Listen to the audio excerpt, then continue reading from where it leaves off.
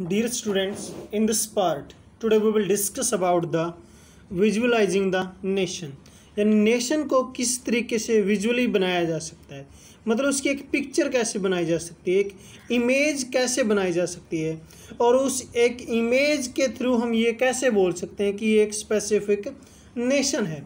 जैसे कि भारत माता की पिक्चर हमने देखी है, एक उसमें जो है फीमेल फिगर बनाया गया है जिसको एलिगोरी भी बोला जाता है। अब वो क्या है, भारत माता है। अब उस पिक्चर को देखते ये हमारी समझ में आता कि पूरा का पूरा भारत यही है और यही पूरे राष्ट्र की जो है क्या है, मदर है या नेशन मदर है। उसी तरीके की कुछ चीज़ें इस कॉन्सेप्ट के अंदर हम डिस्कस करेंगे। While it is easy enough to represent a ruler through the portrait or a statue, how does one go about giving face to the nation? मतलब किस तरीके से एक शासक को हम क्या कर सकते हैं, रिप्रेजेंट कर सकते हैं। यानी किंग को तो बना देंगे, उसकी इमेज बना देंगे। हर चौक के ऊपर तुमने देखा होगा देवीलाल के जो है स्टैचू बने हुए हैं, और इंडिया में जो है वर्ल्ड का लार्जेस्ट स्टैचू भी है सरदार वल्लभ भाई पटेल का। उस तरीके से हम स्टैचू तो बना सकते हैं, लेकिन नेशन का स्टैचू कैसे बनाएंगे, वो चीज़ें जो है यहाँ हम डिस्कस कर रहे हैं। और जो 19th और 18th सेंचुरी है उसके अंदर जो है इन चीज़ों को पर्सनिफाइंग किया गया है, मतलब उसके बारे में जो है एक प्रकार से इमेज बनाई गई, एक पिक्चर जो है बनाई गई है। और in other words they represented a country as if it वो अ पर्सन, मतलब इसको जो नेशन को है इस तरीके से रिप्रेजेंट किया है जैसे कि कोई एक पर्सन हो। क्योंकि मैं इंडिया का एग्जांपल बार बार दे रहा हूँ क्योंकि उससे हम अवेयर हैं। भारत माता की फ़ोटो हम बात करेंगे, वैसे तो जर्मनिया भी उसके अंदर जो है आगे आएगा जिसकी जो है इमेज वहाँ बनाई गई है। स्टूडेंट्स में दे रखा है the nation were when portrayed as female figure, तो उनको जो है मेनली फीमेल फिगर के अंदर ही जितनी भी पोर्ट्रेट बनाए गए हैं, पिक्चर्स बनाई गई हैं या इमेजेस बनाई गई हैं, स्टैचू बनाए गए हैं, वो फीमेल फिगर ही हैं mainly. The female form that was chosen to personifying the nation did not stand for any particular women in the real life. यानी जो इमेजेस बनाई गई हैं वो वास्तव में तो है ही नहीं। भारत माता की हम बात करें, ऐसा नहीं कि कोई लेडी या कोई फीमेल रही है जो पहले थी जिसको भारत माता का नाम बाद में दे दिया गया, ऐसा बिल्कुल भी नहीं है। उसको जो है बाद में क्रिएट किया गया। Rather it is how to give the abstract idea of the nation to concrete form, that is the female figure become an allegory of the nation. फिर भी जो है एक ऐसी इमेज बना दी गई है जिसको हम देखते ही जो है नेशन के प्रति या नेशनलिज्म की फीलिंग जो है हमारे अंदर आनी स्टार्ट हो जाए। और जो है फ्रेंच रिवॉल्यूशन में भी इसका एग्जाम्पल रहा है।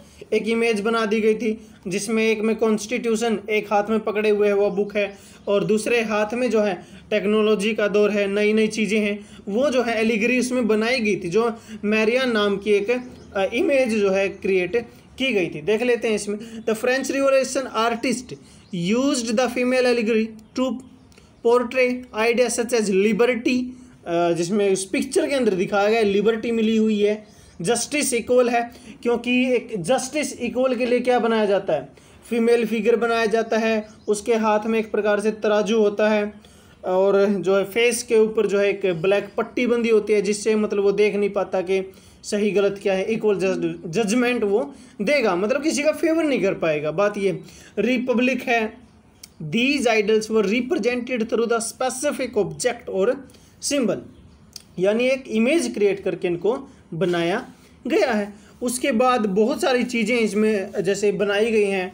As you would remember that the tributaries of liberty as the red cap, अगर रेड कैप है तो हम समझेंगे कि ये स्वतंत्रता है, फ्रीडम का जो सिंबल है, ब्रोकन चेन उसी का सिंबल है।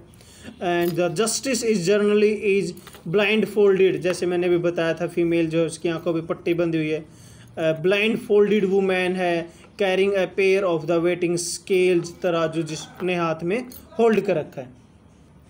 और आगे है इसमें similarly female allegories were invented by the artist in the 19th century to represent the nation, मतलब 19th सेंचुरी में ये चीज़ें जो हैं कॉमन हो गई थी। और फ्रांस में जो है इसका एग्जाम्पल दे ही रखा है उन्होंने। In France she was the christened Marianne, यानी जो पिक्चर बनाई गई थी वो मैरियन के नाम से फेमस हुई थी। पॉपुलर क्रिश्चियन नेम है ये Marianne, which underline the idea of the people nation. और हर characteristics were drawn from those of the liberty और रिपब्लिक, उसमें दिखाया गया है उस पिक्चर के थ्रू कि लिबर्टी है वहाँ, रिपब्लिक है, रेड कैप है, ट्राई कलर फ्लैग भी है वहाँ, और कोकेड है। Statues of Marianne were he created in public square of remind the peoples of the nation symbols in the unity to precede them identify the Marians। यानी ये कह रहा है जो चौराहों के बीच में जहाँ जहाँ भीड़ भाड़ वाले बड़े बड़े इलाके हैं जहाँ से लोग गुजरते हैं, ऐसी जगह पर जो है उसके स्टैचू लगा दिए गए।